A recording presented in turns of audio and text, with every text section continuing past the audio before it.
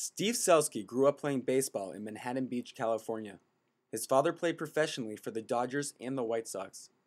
Selsky has dreamed of following in those footsteps, and after his first 2 years starting for the University of Arizona, he was finally given the opportunity. I was drafted by the Colorado Rockies last year. I decided to come back for a couple of reasons. Our team, first of all, is going to be really good this year. Second of all, the opportunity for me to sign was not there. So hopefully this year would be better coming back to play for my junior year. With another year of college baseball ahead, Selsky is ranked as the number 8 outfielder in the country heading into the season. At least it looked that way until one pitch changed everything. I was playing in an inter squad, and unfortunately a pitch came a little bit too up and in. Tried to get out of the way of it. Unfortunately, it hit me in my right hand where I broke my 5th metacarpal. The doctors tried to replace it, but it would not stay stable, so I had to get surgery. The doctor said it would take about 6 weeks for it to heal. There's been a lot going through my mind dealing with this injury so close to the beginning of the season. The questions are, am I going to be healthy enough to play this season? Am I going to get drafted again? Where the scouts see? It's a big question mark on what my future is going to be. It's one of those things that you just kind of have to deal with. You need to stay mentally strong. You need to come back better than you were.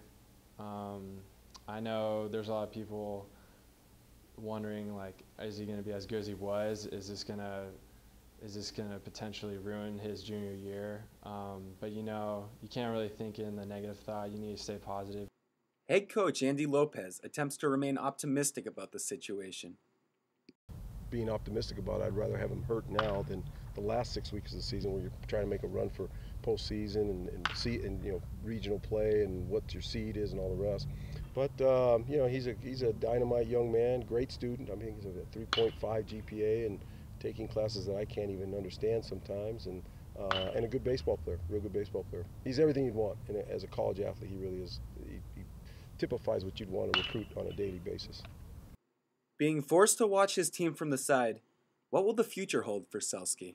The future is hard to tell. You don't know what's going to come, what kind of curveballs are going to be thrown your way, like injuries.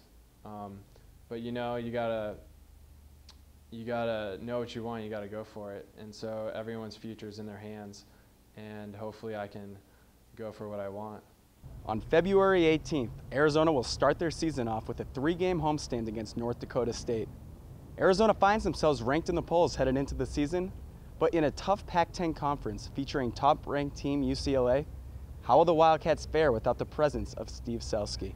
For UATV, I'm Mike Rabin.